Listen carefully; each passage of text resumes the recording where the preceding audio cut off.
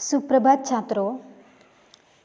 व्याकरण विभाग का वाक्य विश्लेषण का जो प्रकार है संयुक्त वाक्यों का विश्लेषण के बारे में आज हम अभ्यास करेंगे। तो वाक्य विश्लेषण का संयुक्त वाक्य का विश्लेषण, उनकी जो परिभाषा है वो हम देखते हैं कि संयुक्त वाक्य के विश्लेषण में सर्वप्रथम प्रधान वाक्य देखा जाता है, उसके बाद समानाधिकरण वाक्य का निर्देश किया जाता है। यहाँ स्मरणीय है कि संयुक्त वाक्य के सभी उपवाक्य परस्पर स्वतंत्र होने के कारण वो वाक्य प्रधान वाक्य होते हैं। तो हम यहाँ पे उदाहरण में देखते हैं कि रमेश चतुर है और महेश मूर्ख है।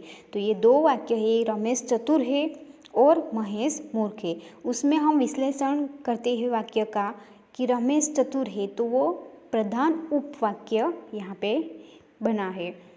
और दूसरा जो वाक्य है महेश मूर्ख है, तो यहाँ पे ये जो वाक्य है वो वाक्य का समानाधिकरण उपवाक्य के है और अंततः यहाँ संयुक्त वाक्य बना है।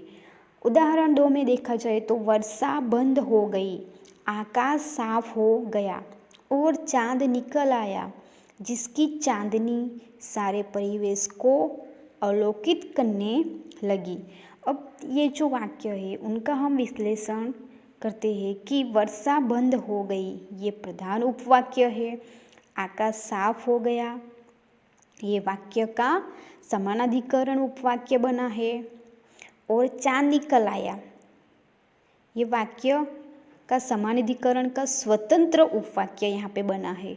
अब जिसकी चांदनी सारे परिवेश को अवलोकित करने लगी, तो ये विशेषण उपवाक्य यहाँ पे बना है। तो ये संपूर्ण वाक्य संयुक्त वाक्य बना है। उदाहरण में हम आगे देखते हैं कि हमने केवल आजीविका प्राप्ति के लिए ही ज्ञान अर्जन नहीं किया, अपितु इसलिए कि इससे मानवता का कल्याण हो सके।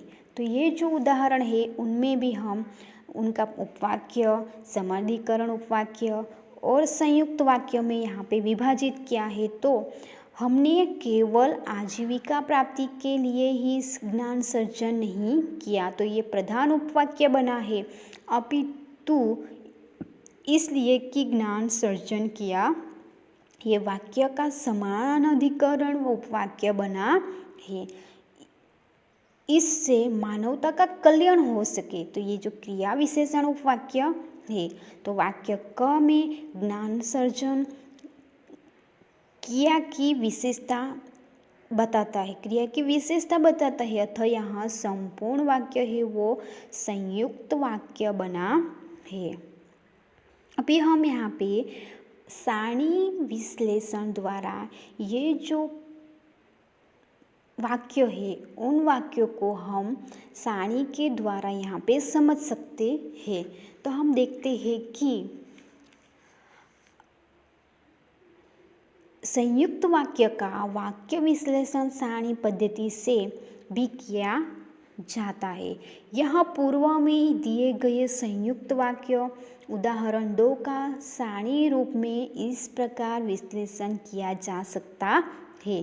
तो हम यहाँ पे सारणी द्वारा समझ सकते हैं कि यहाँ पे उद्देश्य, विधेय और उद्देश्य में भी जो प्रकार है उपवाक्य संख्या, संयोजक शब्द, मुख्य उद्देश्य और उद्देश्य विस्तारक। तो ये जो उद्देश्य का जो उपवाक्य संख्या, संयोजक शब्द, मुख्य उद्देश्य, उद्देश्य विस्तारक में भी हम ये जो वाक्य का जो प्रकार में अलग अलग प्रकार में उनको विभाजित किया है वो हम यहाँ पे देखते हैं। अभी विधेय में भी ऐसा है कि मुख्य विधेय वाक्य कौन सा है, विधेय विस्तारक वाक्य कौन सा है और विधेय पूरक और कर्म पूरक शब्द कौन सा है, वो हम यहाँ पे सारणी द्वारा समझते हैं। तो हम देखते हैं कि वर्षा बंद हो गई, तो उसमें वर्षा है वो मुख्य उद्देश्य है, हो गई यानी मुख्य विधेय है और बंद यानी वो पूरक शब्द है। अभी आकाश साफ हो गया, वर्षा बंद हो गई, आकाश साफ हो गया। तो आकाश ये मुख्य उद्देश्य है और मुख्य विधेय हो गया और पूरक शब्द जो है वो साफ है। तो और चांद निकल आया। तो यहाँ पे और यानी ये संयोजक शब्द कौन सा है? और है वो संयोजक शब्द है और मुख्य उद्देश्य है चांद। फिर निकल आया वो मुख्य विधेय शब्द यहाँ पे है। अभी चांदनी, चांदनी सारे, जिसकी चांदनी सारे परिवेश को अवलोकित करने लगी। तो यहाँ पे जिसकी